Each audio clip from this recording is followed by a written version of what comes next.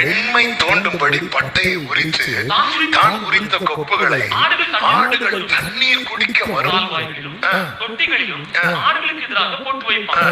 ஆடுகள் தண்ணீர் குடிக்க வரும்போது பொலிவதுண்டுன்னா ஒன்றோடு ஒன்று சேருவதுண்டு. தண்ணீர் குடிக்க வரும்போது அப்போ இதை போட்டு வைக்கிறான்.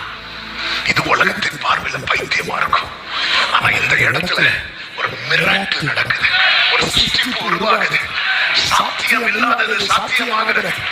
39வது வசனத்தை வாசியுங்கள். ஆடுகள் அந்த கொப்புகளுக்கு முன்பாக பொலிந்தபடியினால் அவைகள் கலப்பு நிறமுள்ளதும் புள்ளி உள்ளதும் அறிவுள்ளதுமான குட்டிகளை போட்டு சத்தமாக ஆமென் சொல்லுங்க பார்க்கலாம். இது மிராக்கிள். ஆமென்.